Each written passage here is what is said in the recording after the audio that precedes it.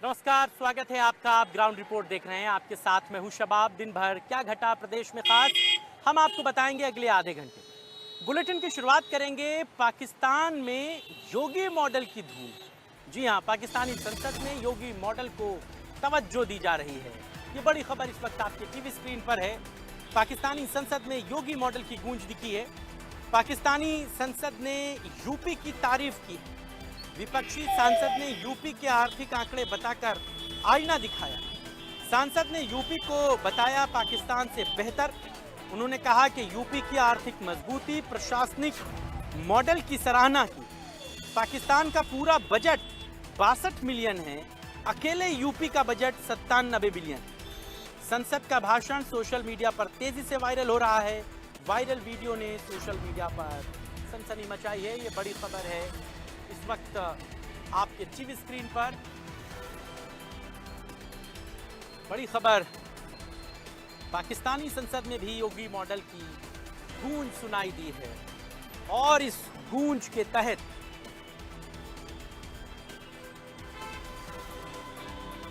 निकिता हमारी सहयोगी इसी खबर पर सीधे लखनऊ से जुड़ गई हैं। निकिता, क्या कुछ कहा है विपक्षी सांसद ने वहां की पार्लियामेंट में?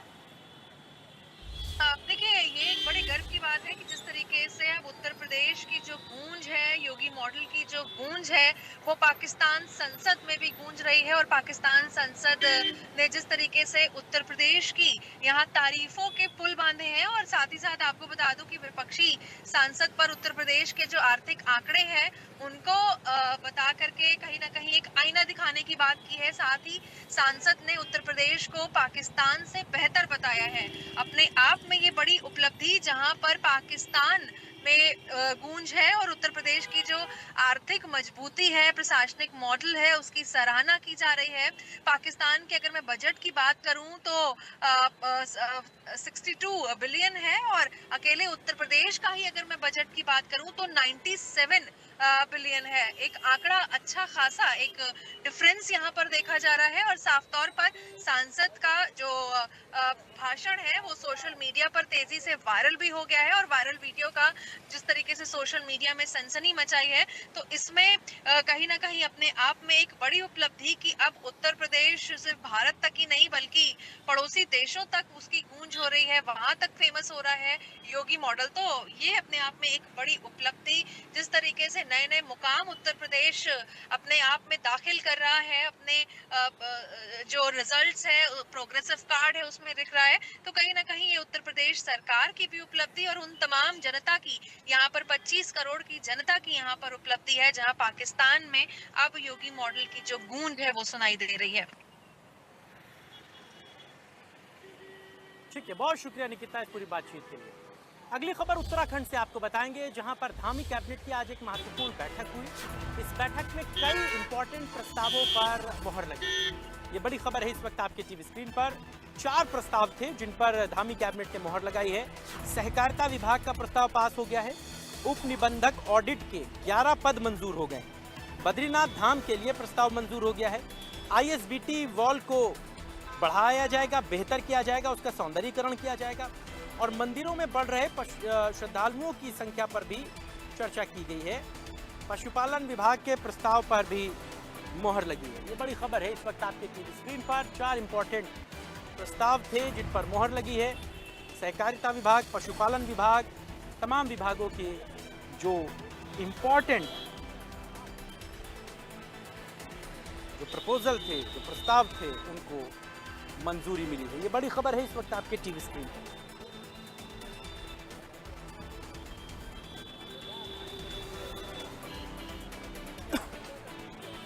सचिन हमारे सहयोगी इसी खबर पर सीधे देहरादून से जुड़ गए हैं। सचिन, कौन कौन से इंपॉर्टेंट प्रस्ताव थे, किन किन विभाग के, और जिनको मोहर लगी है?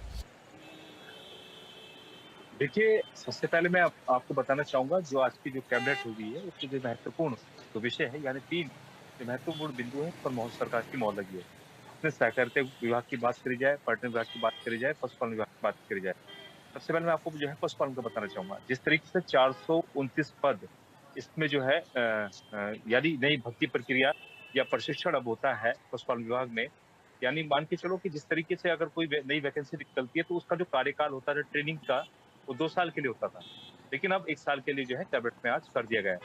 फिर जिस तरीके से अनुसूचित जाति वर्ग के लिए जो है सब्सिडी दी दी जाती थी, यानी डेयरी की दूध की बात की जाए, यानी डेयरी की बात की जाए, जिस तरीके से लोग अपना रोजगार करते हैं, तो इसमें जो है इन दोनों योजनाओं को, यानी राज योजना, इन दोनों योजनाओं को जोड़ने के लिए सरकार ने जो है इस पर भी निर्णय लिया है।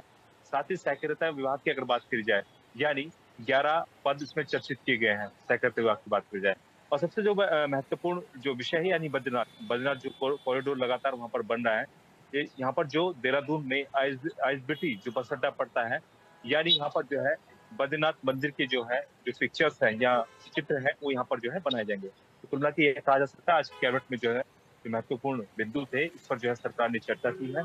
और साथ ही सबसे पहले अगर मैं आपको बताना चाहूँ, इसमें जो महत्वपूर्ण जो 2 बिंदु है, मोहर तो इसमें 3 बिंदु पे लगी, लेकिन एक पशुपालन को लेकर है और साथ ही जो है बद्रीनाथ मास्टर प्लान को लेकर।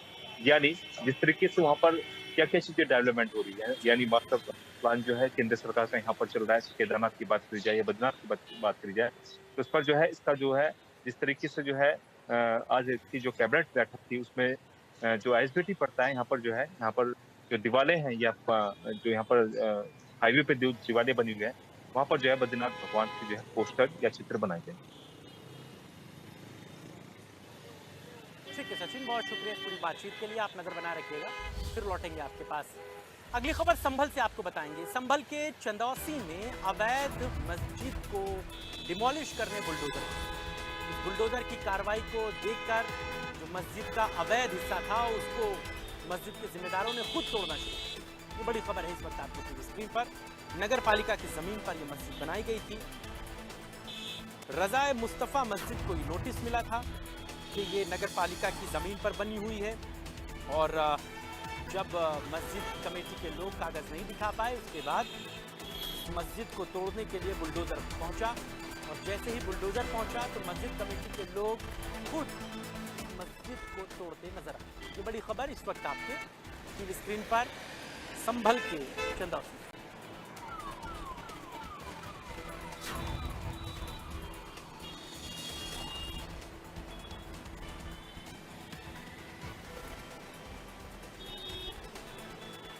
बड़ी खबर है इस वक्त आपके टीवी स्क्रीन पर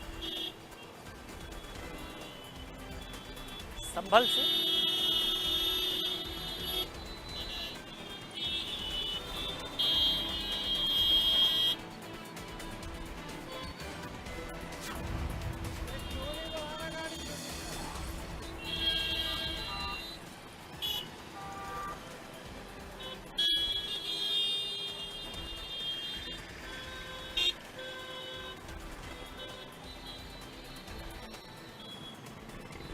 तो ये बड़ी खबर इस वक्त आपके टीवी स्क्रीन पर संभल से, जहां के चंदौसी में अवैध मस्जिद को डिमोलिश करने आज बुलडोज़र पहुंचा, और बुलडोज़र को देखते ही मस्जिद कमेटी के लोग खुद ही मस्जिद को डिमोलिश करने लगे, तोड़ने लगे।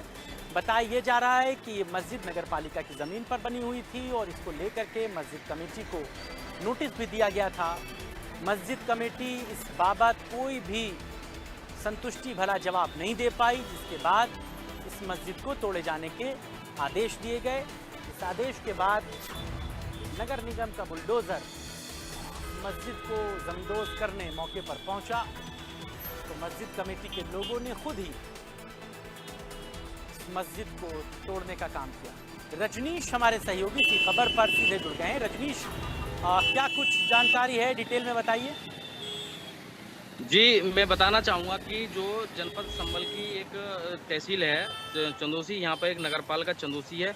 यहाँ पर लगभग 6 बीघा ज़मीन थी, जिसे नगरपालिका की बताई जा रही थी। नगरपालिका ने जो लक्ष्मणगंज है वहाँ के रहने वाले लोगों से पहले एक वार्तालाप की थी कि 6 बीघा अगर ज़मीन वो शहर से अगर बाहर दे देते हैं तो इस ज़मीन को छोड़ दिया जाएगा, लेकिन कोई भी छोड़ने के लिए तैयार नहीं हुआ। लेकिन सब लोगों ने आज जो नगरपालिका टीम है और डीएम, एसडीएम और एसपी और जिलाधिकारी ने आज वहां पर जाकर के मुआयना किया और लोगों को चेतावनी दी कि अगर इस जमीन को खाली नहीं किया जाएगा तो बुलडोजर की कार्रवाई से इसको हटा दिया जाएगा। लेकिन फिर लोगों ने अपने आप वहां से अपने घरों को हटाना शुरू कर दिया। सबसे पहले जो इंतजामिया जो मस्जिद के जो इमाम थे उन्होंने बताया कि आज इस मस्जिद को हटा दिया गया और उन्होंने अपने आप उस मस्जिद को हटाने की प्रक्रिया शुरू कर दी है और फिलहाल धीरे-धीरे सभी लोग इस प्रक्रिया को शुरू कर रहे हैं और अपने-अपने मकानों को वहाँ से हटाना शुरू कर रहे हैं। जी। तो रजनीश, ये पूरी मस्जिद गिराई जा रही है या मस्जिद का कुछ हिस्सा है जो अवैध रूप से बना है?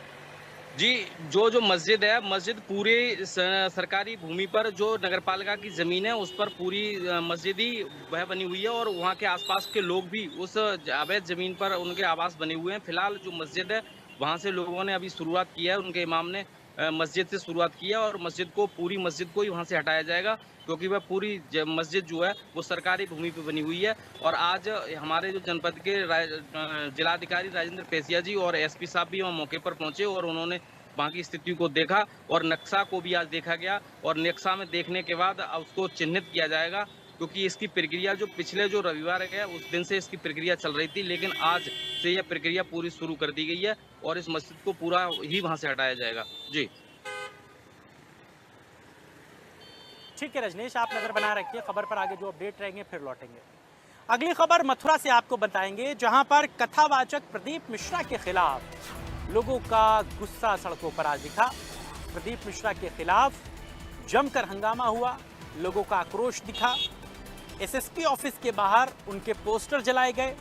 स्वामी सच्चिदानंद महाराज ने एसएसपी को इस बाबत एक ज्ञापन भी सौंपा है और कहा यह गया है कि भगवान चित्रगुप्त पर कथावाचक प्रदीप मिश्रा ने अमर्यादित टिप्पणी की थी, उसका उन पर आरोप है। इसी वजह से कथावाचक प्रदीप मिश्रा पर एक्शन होना चाहिए। ये बात आज कही गई, जिस बात को लेकर दिन भर मथुरा में आज गहमा गहमी रही। कथावाचक प्रदीप मिश्रा के खिलाफ आक्रोश दिखा। भगवान चित्रगुप्त पर अमर्यादित टिप्पणी का ये पूरा मामला है। कहा जा रहा है कि भगवान चित्रगुप्त पर अमर्यादित टिप्पणी उन्होंने की थी, जिसके खिलाफ स्वामी सच्चिदानंद महाराज ने एसएसपी को ज्ञापन दिया है। ये बड़ी खबर है इस वक्त आपके टीवी स्क्रीन पर। कथावाचक प्रदीप मिश्रा के आज पोस्टर भी जलाए गए एसएसपी ऑफिस के बाहर। बड़ी खबर मथुरा से, जहां पर एसएसपी ऑफिस के बाहर आज खूब गहमा गहमी देखने को मिली। यहां पर कथावाचक प्रदीप मिश्रा के खिलाफ लोगों का गुस्सा दिखा। स्वामी सच्चिदानंद महाराज ने एक ज्ञापन भी सौंपा है। वीर हमारे साथ, हमारे सहयोगी इसी खबर पर सीधे जुड़ गए हैं। वीर, क्या जानकारी है इस खबर पर, डिटेल में बताइए। देखिए सभा, बिल्कुल जिस तरीके से प्रदीप मिश्रा लगातार कथाओं को लेकर जो बीच में जो अपना वक्तव्य देते हैं उसको लगातार विवादों में नजर आ रहे हैं, क्योंकि इससे पहले 2024 में राधारानी को लेकर उन्होंने टिप्पणी और तमाम जो ब्रजवासी है वो आक्रोश नजर आए। आखिर में उन्होंने अपने विवाद पर माफी मांगनी पड़ी। लेकिन अब बीहड़ में, जो महाराष्ट्र का बीहड़ है, तो वहाँ एक कथा के दौरान चित्रगुप्त को लेकर के विवादित बयान दिया। उन्होंने चित्रगुप्त को मुछंदर कह दिया। इसी को लेकर जो कायस्थ समाज के जो लोग हैं और उनको जो मानने वाले जो लोग हैं, सच्चिदानंद महाराज की अगर बात करें तो एक मोहम्मद लिस्वर है और उनके द्वारा आज विरोध दर्ज कराया गया। सच्चिदानंद महाराज अपने समर्थकों के साथ एसएसपी मथुरा के कार्यालय पहुंचे और उन्होंने एक ज्ञापन सौंपा और उसमें प्रदीप मिश्रा के खिलाफ एफआईआर की मांग की। और मांग करने के बाद जैसे ही वो समर्थक बाहर निकले एसएसपी कार्यालय के बाहर, प्रदीप मिश्रा के पोस्टर आग जलाकर जमकर प्रदर्शन किया गया और साफ तौर से उन्होंने कहा कि लगातार जो प्रदीप मिश्रा है वो मीडिया में सुर्खी बटोरने के लिए हिंदू धर्म के जो देवी देवता है उनके खिलाफ अनर्गल आलाप राजते रहते हैं और इससे कहीं ना कहीं जो हिंदुओं की जो भावना है उन पर ठेस पहुंचती है। तो मेरे को कह सकते हैं कि जिस तरीके से देखिए चित्रगुप्त कायस्थ समाज के लोग जो है वो खासकर पूजा करते हैं और चित्रगुप्त को जो मृत्यु के दौरान जो बहिष्कृत लेखा जोखा है उनके लिए उनका प्रदान माना गया है कि जो लोग होते हैं उनका जो लेखा जोखा होता है वो उनके पास रहता है चित्रगुप्त के पास। और चित्रगुप्त मनुष्य की मृत्यु के उपरांत उन्हें जो फल देना होता है वो उनका काम है। लेकिन उस तरीके से लगातार जो पूजा अर्चना उनकी होती है और जिस तरीके से प्रदीप मिश्रा ने कथा के दौरान कहा कि एक महिला लगातार कथा सुन रही थी और कथा सुनने के बाद वो जब उसकी मृत्यु हुई तो यमराज उसको अपने यमलोक को ले जाना चाहते थे, तो महिला बोली कि वो संदर्भ इस तरीके से आप बात है। तो जिस तरीके से चित्रगुप्त को मुछंदर उनके द्वारा बोला गया, इसका विरोध लगातार नजर आ रहा है, क्योंकि जिस तरीके से मथुरा के वृंदावन के जो साधु संत हैं वो आक्रोशित नजर आ रहे हैं। और खास करके सच्चिदानंद की बात करें, सच्चिदानंद इस पूरे आक्रोश को लेकर आज एसएसपी से मिले और एसएसपी को उनके खिलाफ प्राथमिकी दर्ज कराने की उन्होंने मांग की है। और मांग के बाद जिस तरीके से पुतला दहन किया गया और उन्हें खासतौर से चेतावनी दी है, अगर प्रदीप मिश्रा के खिलाफ अगर प्राथमिकी दर्ज नहीं की गई तो ये आक्रोश जो है वो सड़कों पर देखने को मिलेगा। और लगातार जो प्रदर्शन का जो क्रम है वो आपको देखने को मिल जाएगा। लगातार इसकी जिम्मेदारी पुलिस और प्रशासन की होगी, क्योंकि जिस तरीके से प्रदीप मिश्रा पहले राधा रानी को लेकर अभद्र भाषा का प्रयोग कर चुके हैं और अब चित्रगुप्त को लेकर जो टिप्पणी की है वो बर्दाश्त अभी योग्य नहीं है। प्रदीप ये मिश्रा सच्चाई कहाँ मामला हैं? है। वो वापस मथुरा लौटे हैं या फिर वो अभी बाहर ही हैं? अगर वो लौटेंगे क्या उनकी गिरफ्तारी हो सकती है? इन धाराओं में ज्ञापन दिया गया है, मुकदमा दर्ज किया गया है, पुलिस ने कोई एक्शन लिया है या सिर्फ ज्ञापन ले लिया? देखिए, अभी पुलिस को ज्ञापन दिया गया है, पुलिस को चेतावनी दी गई है कि उनके खिलाफ प्राथमिकी दर्ज करें, अन्यथा आक्रोश बढ़ जाएगा। तो अभी प्राथमिकी दर्ज होनी है, दर्ज अभी नहीं हुई है। दर्ज होने के बाद ये पता चलेगा कि प्रदीप मिश्रा किस तरीके से, जैसे अपने बयान के बाद नाक रगड़ने के लिए राधा रानी मंदिर पहुंचे। अब देखना यही होगा, जैसे राधा रानी का विरोध हुआ था उसके अनुरूप अब क्या चित्रगुप्त के अनुयायी जो है वो विरोध करेंगे और क्या प्रदीप मिश्रा को फिर से नाक रगड़नी पड़ेगी, क्या नौबत इस तरीके की आएगी। हालांकि देखिए, प्राथमिकी दर्ज कराना इतना आसान है। अगर प्राथमिकी दर्ज होती है तो निश्चित ही ये हिंदू देवी देवताओं से जुड़ा हुआ पूरा प्रकरण है। इसमें जो धाराएं लगेंगी उसमें गंभीर धाराएं बनती है और इसमें सीधे तौर से गिरफ्तारी होती है। हालांकि जिस तरीके से जो आक्रोश है वो अब किस हद तक पहुंचता है ये आने वाला वक्त तय करेगा, क्योंकि जिस तरीके से सत्यनारायण महाराज ने प्राथमिक दर्ज कराने के लिए ज्ञापन दिया है और एसएसपी ने पूरे प्रकरण की जांच कर कार्रवाई का आश्वासन सत्यनारायण महाराज को दिया है। अब देखना यही होगा कि पुलिस जांच में आखिरकार क्या निकल के आता है, या फिर प्रदीप मिश्रा पहले की तरह नाक रगड़कर चित्रगुप्त को भी लेकर अब माफी मांगेंगे। जी सभा, बिल्कुल जिस तरीके से देखिए विरोध आज शुरू हुआ है, अब ये विरोध किस हद तक पहुंचता है ये आने वाला वक्त तय करेगा। जी ठीक है वीर, बहुत शुक्रिया इस पूरी बातचीत के लिए। आप नजर बना रखिए, फिर लौटेंगे आपके पास। अगली खबर बेहद चौंकाती है, ताज्जुब में डालती है। मामला चंदौली का, जहां पर पति पत्नी 10 दिन की शादी हुई थी और पत्नी के साथ पति एक हलवाई की दुकान पर समोसा लेने गया। पति को समोसा लेने के लिए दुकान पर उसने भेजा और पत्नी उसके बाद वहां से गायब हो गई। इसके बाद पत्नी अपने प्रेमी के साथ मिली है। मामला थाने चौकी तक पहुंचा। पुलिस ने जब पत्नी को पकड़ा तो उसने कहा कि वो अपने पति के साथ नहीं रहना चाहती, वो अपने प्रेमी के साथ रहना चाहती है। बेहद चौंकाने वाला मामला आया। 10 दिन हुए थे शादी को, 10 दिन में ही पत्नी फरार हो गई। अब फिलहाल पुलिस ने प्रेमी के साथ पत्नी को भेज दिया है और मामले इस समय पति पत्नी और वो के इतने ज़्यादा सामने आ रहे हैं जिसके बाद हर कोई सकते में है, डरा हुआ है। लिहाजा पति ने भी अपनी पत्नी से हाथ छुड़ा लिया और पुलिस से ये कह दिया कि वो जिसके साथ जाना चाहती है उसे जाने दिया जाए। पत्नी अपने प्रेमी के साथ चली गई। ये बड़ी खबर है इस वक्त आपके टीवी स्क्रीन पर। चंदौली से ये बड़ी खबर है जहां पर समोसे का ऑर्डर दिया पत्नी ने, पति समोसा लेने गया और उसके बाद पत्नी गायब हो गई। अगली खबर वाराणसी से आपको बताएंगे। वाराणसी से अगली खबर आपको बताएंगे जहां पर बुलडोजर की कार्रवाई हुई है और लंका क्षेत्र में कई दुकानों को बुलडोजर से डिमोलिश किया गया है। ये बड़ी खबर है इस वक्त आपके टीवी स्क्रीन पर। 35 दुकानों को जमींदोज किया गया है। पहलवान लस्सी, चाची की कचौड़ी वाली दुकानें जमींदोज हो गई हैं। सड़क चौड़ीकरण को लेकर दुकानों पर बुलडोजर चल रहा है। लहरा तारा से भेलूपुर तक सड़क 4 लेन होगी।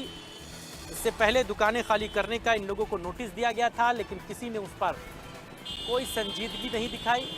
इसके बाद आज बुलडोजर से इन सभी दुकानों को डिमोलिश कर दिया गया। 35 दुकानों को जमींदोज किया गया है, डिमोलिश किया गया है। पहलवान लस्सी, चाची की कचौड़ी, ऐसी तमाम दुकानों को गिरा दिया गया। पंकज हमारे साथ, हमारे सहयोगी इसी खबर पर हैं। पंकज, क्या है सूरत हाल वहाँ का? जी बिल्कुल, देखिए आपने बताया कि लहरतारा से भेलूपुर, मतलब यानी कि लहरतारा से ककरमत्ता लंका होते हुए भेलूपुर तक ये जो है सड़क चौड़ीकरण किया जा रहा है और लगभग 5 किलोमीटर की जो दूरी है इसमें 4 लेन किया जाना है। उसको लेके पहले ही चिन्हित कर लिया गया था, चिन्हांकन कर लिया गया था, सबको नोटिस भी दे दी गई थी कि आप जो है अपनी व्यवस्था कर लीजिए, अपने से इसको इस निर्माण को हटा लीजिए। उसी क्रम में जो जिनको नोटिस दी गई थी, लोगों ने अपनी दुकानें नहीं हटाई। उसके बाद देर रात में जिला प्रशासन, बीडीए की टीम, भारी पुलिस बल के साथ में उन 35 दुकानों को जमींदोज किया गया बुलडोजर के माध्यम से। और यही नहीं, और अगले दिन आगे भी ये कार्रवाई जारी रहेगी। जैसे मैंने बताया कि जो वो